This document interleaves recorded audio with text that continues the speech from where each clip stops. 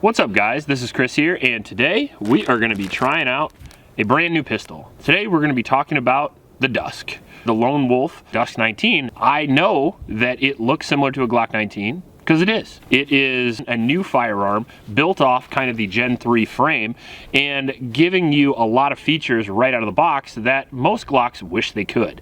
The look and the features of this gun, plus the specs, plus the price, which you're gonna have a hard time believing later, especially considering you're paying well above that for a standard Glock. Now before we get to the video, I do want to mention my Patreon supporters. Thank you guys very much for always supporting the videos. We're here because of you and we make content for you. So if you like our content, please go down to the description and that's the best way to support us. Also in the description below is a link to a local shelter named Iowa.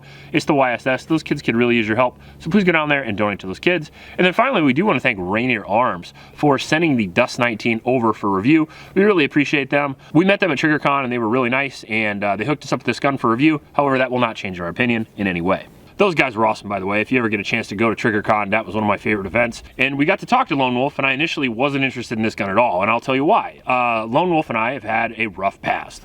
They used to put out like Glock accessories, things like that, and I just never really liked any of the things they put out for whatever reason. But then I went over to the Lone Wolf booth and I saw this thing. Okay, so this is the Dusk 19. It's a Glock 19 style pistol. Takes Glock mags, fits in standard 19 holsters. Every one comes with front and rear slide serrations, night vision, night sights, RMR optic gun, flat face trigger. It's kind of just all. That's nice. Yeah, it's our trigger, our connector, our bar.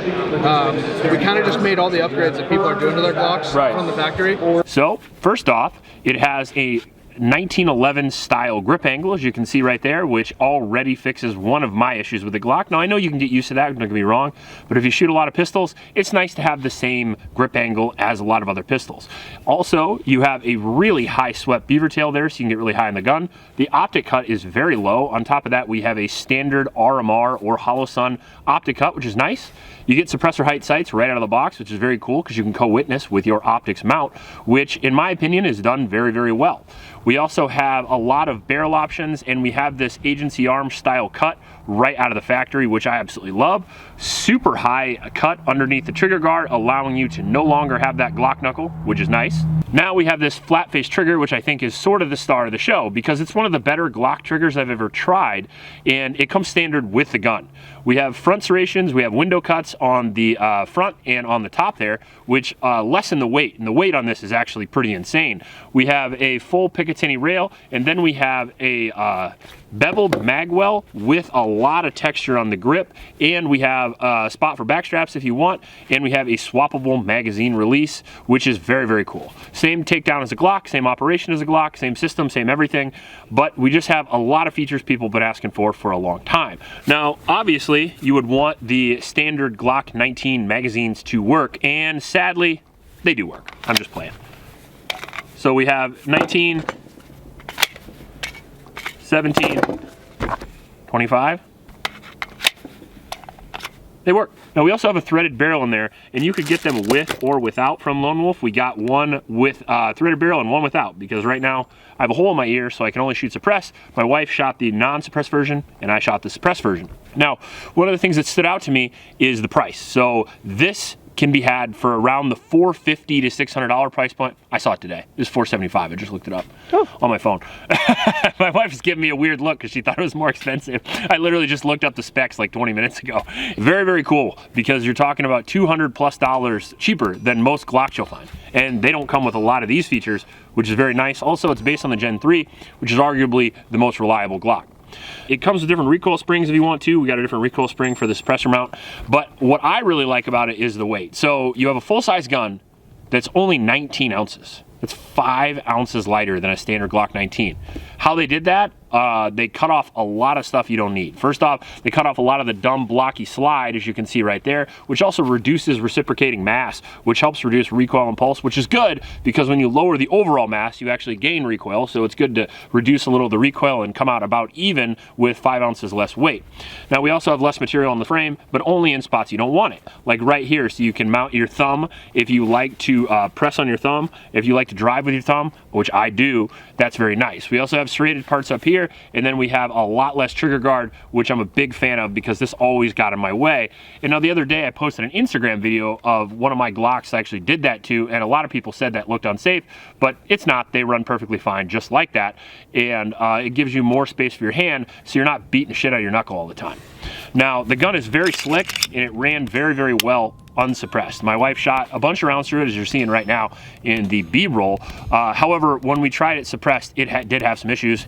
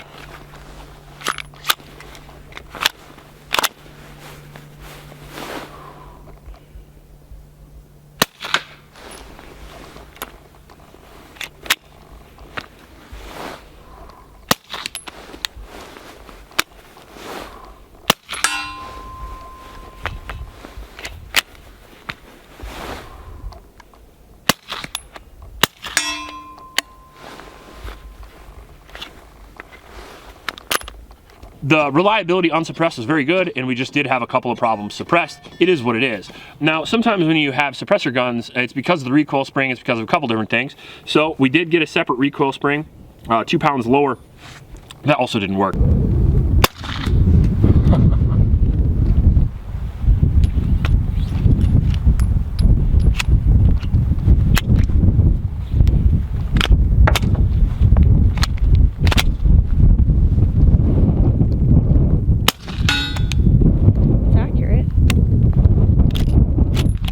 So maybe it just doesn't like to run suppressed, but again, unsuppressed, my wife loved it. Now, recoil and pulse about the same as the Glock, obviously, because it feels about the same, although it does look cooler, and it's more grippable. One of the things I really like about it is it has a lot more texture on the grip, and it has a lot more texture on the slide, and it's just more able to be used and operated well. On top of that, it comes with a significantly improved set of iron sights for $200 less, which is crazy, because if you bought a Glock and you put the iron sights on it, you're looking at like $750. If you wanted a threaded barrel, you're looking at close to $1,000. If you wanted the trigger, you're looking at $1,200. And if you wanted the slide work and the grip work, you're probably looking at a $1,700 or $1,800 Glock that you can get out of the box for $475, which is fucking baffling to me. Honestly, when I saw this, I was like, how did you do that? You know, like I said, I'm not traditionally a big fan of Lone Wolf, but big fan of this so far. We're going to be doing a full review of this, obviously. This is only tip of the iceberg. However, so far so good. Accuracy was good simply because of the trigger. Obviously, you get better sights out of the factory, and then when you add a superior trigger to it, it's just easier to get accuracy. So does it have more mechanical accuracy than a Glock? No. But it does have better sights that are easier to see, with an HD front, which is easier to keep your eye on. It has an optics mount that's not going to break right out of the factory, and on top of that, it is a significantly lighter trigger, 3 or 4 pounds lighter with a better reset. So you're going to get better accuracy, and you're going to get a faster follow-up shot, which is what you want, right? So overall, I think so far at least, they did an excellent job. I wish it would have ran a little better suppressed, but other than that, so far, a really great pistol in my personal opinion. You got anything you want to say about it? I had a lot of fun with it. I thought it was very easy to shoot. I liked the sights a lot. The texture was not too bad. You know, I hate aggressive texture, but it just kept it in my hand really well, and right. I enjoyed my experience with it. Yeah, it's not overly aggressive like some people think would, like the M&P 2.0 sometimes can get people a little bit, or maybe 25 lines per inch checkering on like a DWX sometimes can be a little much for people. But since it's polymer, honestly, if it's too much for you, you can take a little sandpaper and take the edge off really quick too. A lot of people don't think about that, but you can make it easier because polymer is adjustable as long as you have a Dremel or sandpaper. But I think that the slide serrations are done super well, and I think the slide is done really well. I'm looking forward to doing a full review of it. If you want to see that, let me know in the comment section below. If you want to see a versus video on this, let me know in the comment section below too. The obvious choice is the Glock 19, but if you want to see it compared to maybe some other premium offerings like the P10C or something like that, let me know in the comment section below. If you liked the video, please like and subscribe. Please support your local homeless shelters, and remember to recycle. I'll check you later.